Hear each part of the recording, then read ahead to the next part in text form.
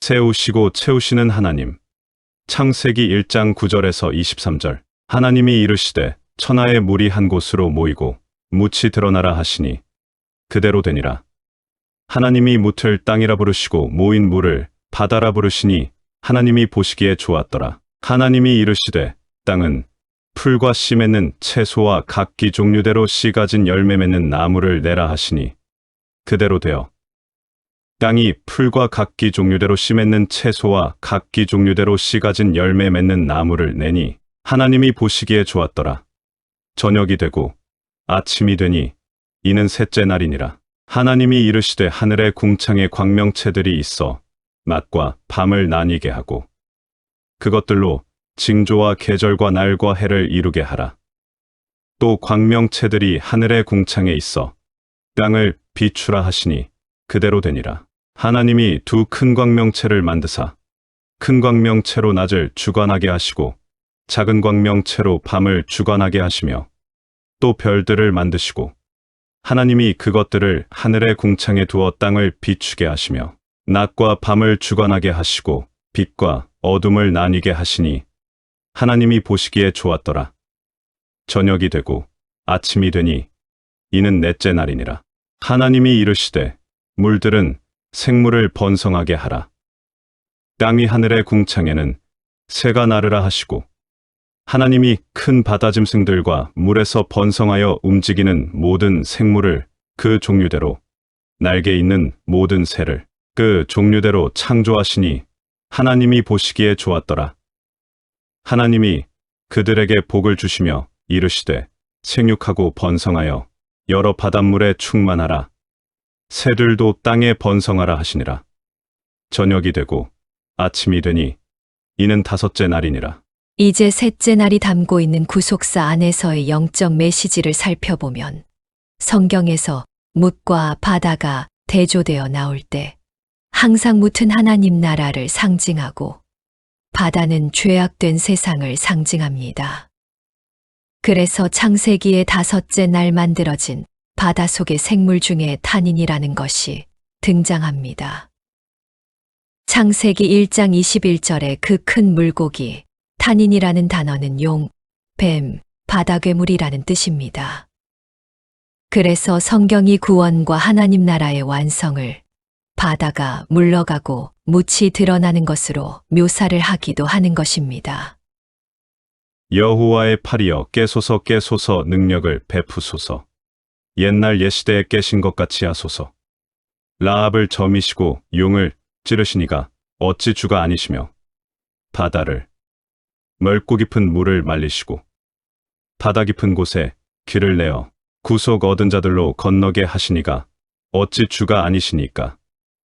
여호와께 구속된 자들이 돌아와서 노래하며 시온으로 들어와서 그 머리 위에 영영한 기쁨을 쓰고 즐거움과 기쁨을 얻으리니 슬픔과 탄식이 달아나리이다.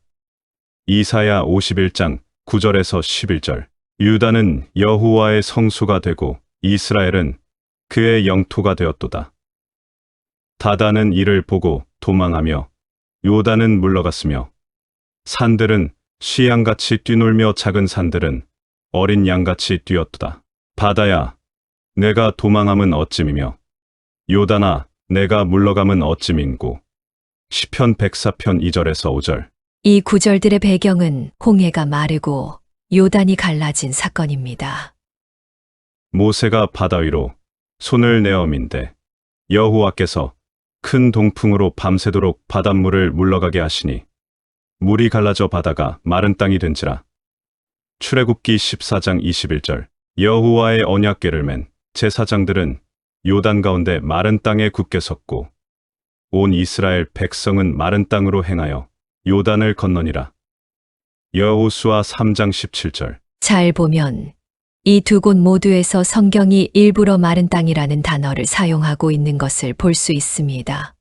성경이 구원과 하나님 나라의 완성을 상징하는 이스라엘이 홍해를 건너는 사건과 요단을 건너 가나안에 입성하는 사건에 굳이 마른 땅이라는 단어를 동원하고 있는 것을 볼 수 있습니다. 마른 땅이라는 것은 바다가 완전히 물러갔음을 강조하는 단어인 것입니다. 여기서 쓰인 마른 땅은 사막을 의미하는 것입니다. 아무리 바다가 물러가고 강물이 말랐다 할지라도 그 바닥이 사막처럼 되지 않고 개펄처럼 되었을 것입니다. 그런데 성경은 굳이 마른 땅, 먼지가 날리는 땅이라는 단어를 쓰고 있습니다. 성경은 하나님의 구원은 바다가 물러가고 묻이 드러나는 사건이라는 것을 상징적으로 보여주기 위해 그러한 단어를 쓰고 있는 것입니다. 애굽 쪽에서 보면 이스라엘이 홍해에 빠져 죽는 것이고 가나안 쪽에서 보면 이스라엘이 마른 땅에서 올라오는 것입니다.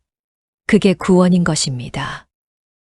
그러니까 창세기의 셋째 날에는 바다가 물러가고 묻이 드러나는 새하늘과 새 땅은 반드시 완성이 될 것이라는 하나님의 의지가 담겨 있는 것입니다. 마른 땅에서 올라오는 인간 하면 생각나는 것은 아담입니다. 성경이 아담의 창조를 흙으로 지어졌다라고 묘사를 합니다. 그 말을 정확히 번역을 하면 아담이 흙으로부터 올라왔다라는 뜻입니다. 그러니까 마른 땅에서 올라오는 이스라엘과 하나님의 손에 의해 창조가 되는 아담이 깊은 연관이 있는 것입니다.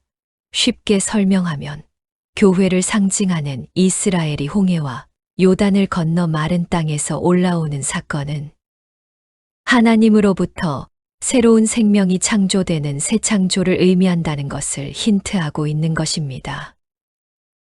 이렇게 창세기의 셋째 날은 바다가 물러가고 마른 땅, 묻이 드러나는 새 창조를 향하고 있는 것입니다.